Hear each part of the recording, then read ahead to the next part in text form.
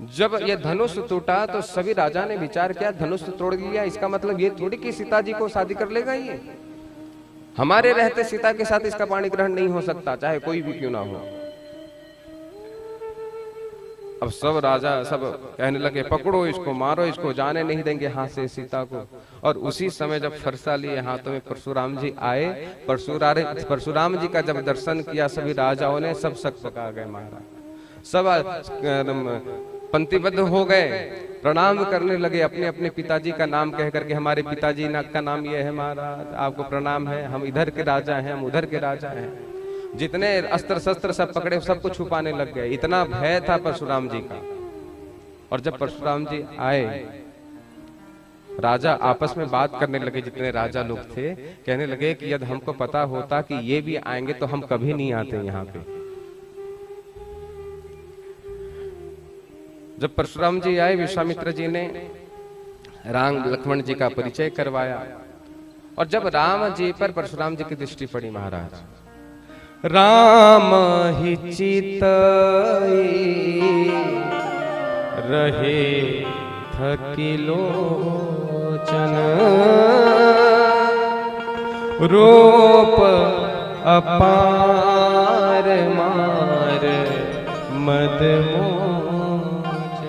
एक बार राम जी को देख लिया, जिसे देखकर आराम मिल जाए।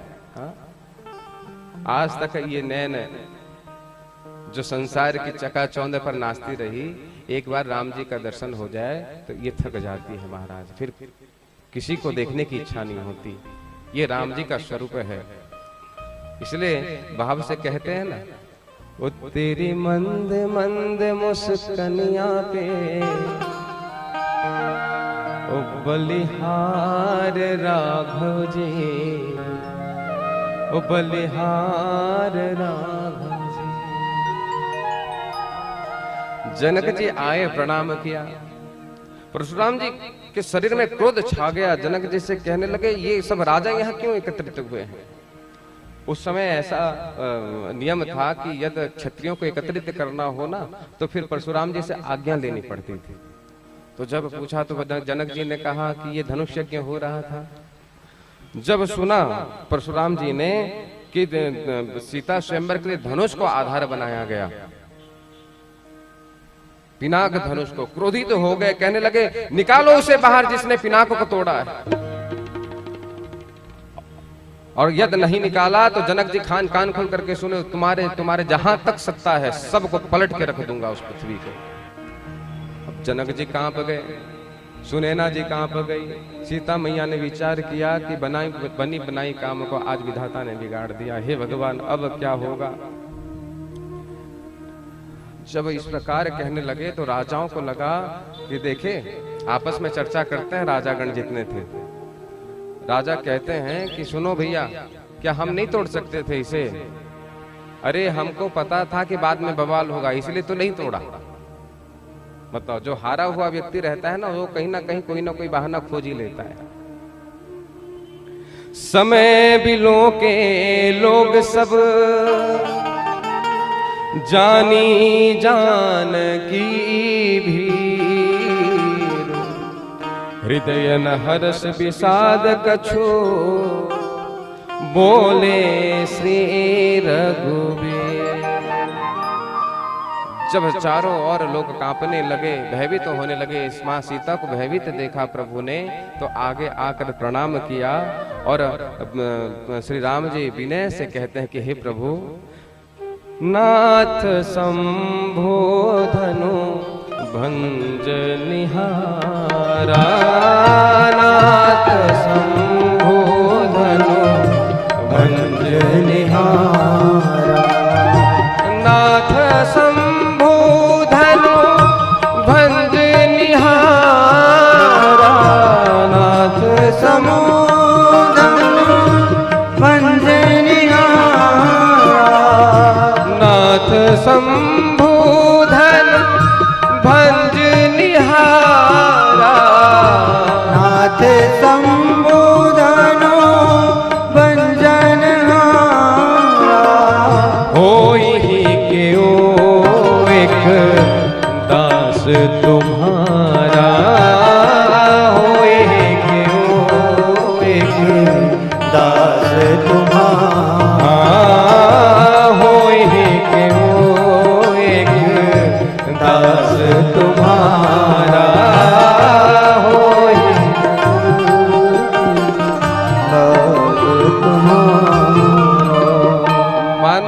परशुराम जी का जो क्रोध है ये भरी दोपहरी का ताप है, लेकिन जब अपने विनयशील वाणी से श्री राम जी कह रहे हैं तो ये उनकी वाणी जो है ये जल की शीतलता है महाराज। मानो राम जी कहना चाहते हो कि जब अपने सामने कोई क्रोधित अवस्था में हो, क्रोध में जल रहा हो, तो स्वयं क्रोधित होकर उसे और मत जलाइए, बल्कि उनके सामने ऐसा व्यवहार कीजिए कि भाई आपकी वाणी में इतनी शीतलता आ जाए कि उसका क्रोध शांत हो जाए। क्योंकि क्रोधात् भवति सम्मोह, सम्मोहात् स्मृति विभ्रमो। गीता में भगवान कहते हैं क्रोध से क्या होता है, बोले बुद्धिहीनता आ जाती है।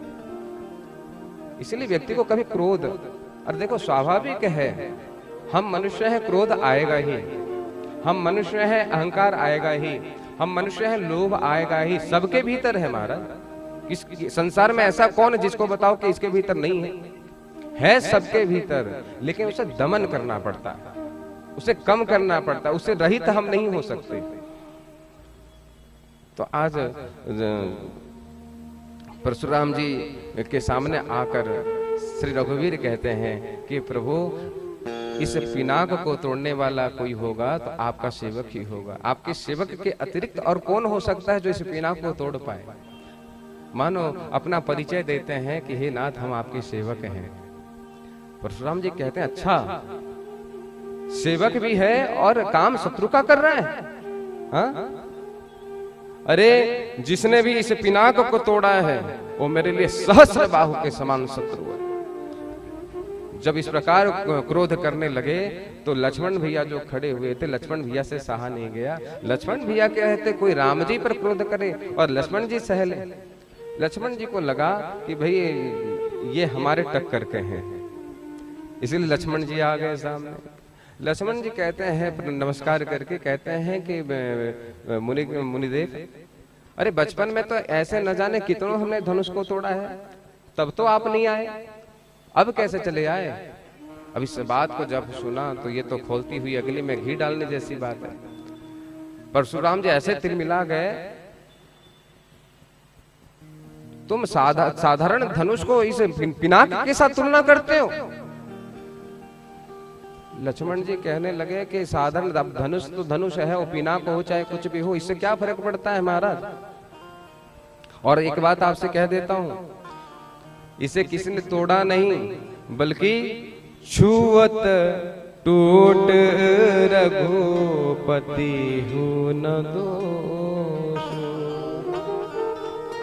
इसे कोई किसी ने तोड़ा नहीं बल्कि मेरे भैया ने बस छुआ और ये टूट गया, इसमें हमारा कोई कसूर नहीं है। जब इस प्रकार अगर लक्ष्मण जी कहने लगे, इतना क्रोधित हो गए परशुराम जी, फरसा निकाल के दिखाया, देख रहे हो इसे, इसी फरसे से 21 बार पूरे संसार को क्षत्रियों से विहीन किया है मैंने। विश्वामित्र जी से कहते हैं कि विश्वामित्र ये तुम्हारा जो चेला है ना, भले ही गोरा हो लेकिन मन का बहुत काला है, कैसी कैसी बात करता है ये। जब इस प्रकार कहने लगे तो रघुनाथ जी को आगे आना पड़ा। राम जी कहने लगे प्रभु एक बात कहें, हम रघुवंशी हैं और हम रघुवंशियों का स्वभाव है कि काल हो डर ही न रण रघुवंशी। हम रघुवंशी हम रण में काल को भी नहीं डरते, लेकिन हम रघुवंशियों का एक स्वभाव है कि आप ब्राह्मण हो, चाहे कुछ हो जाए कभी भी रण में ब्राह्मण के साथ युद्ध नहीं करते। इसीलिए और एक बात कहें प्रभु आपसे, इस संसार में जो ब्राह्मण के चरण में चले जाता है वो सभी प्रकार के भयों से रहित हो जाता है। जब इस गूढ़ तत्व को बताया तो आज परशुराम जी का दिमाग हिल गया महाराज। परशुराम जी को लगा कि ये कौन है जो इतने गूढ़ रहस्य को जानता है। हाँ? इससे ऐसा ब्राह्मण भक्त तो केवल भगवान ही हो सकते हैं। तो जब इस गूढ़ रहस्य को कह दिया तो परशुराम जी के मन में आया कि हो ना हो ये तो नारायण ही आए हुए हैं। तो आज जैसे परीक्षा लेने को श्री हरि का धनुष देकर कहा कि राम इस पर प्रत्यंचा चढ़ाकर बताओ, और जैसे ही प्रश्न दिया, देत चाप आपो ही चढ़ गया, देत चाप आपो ही चढ़ गया, परशुराम मन विस्मय भया परशुराम मन विस्मय भया परशुराम मन विस्मय भया परशुराम मन विस्मय भया। परशुराम जी को आज समझ में आ गया। जय जयकार करके परशुराम जी आज लक्ष्मण भैया की जय जयकार करने लगे, आज राम भैया की जय जयकार करने लगे। जय हो रघुनाथ जी की, बोले श्यावर रामचंद्र भगवान की।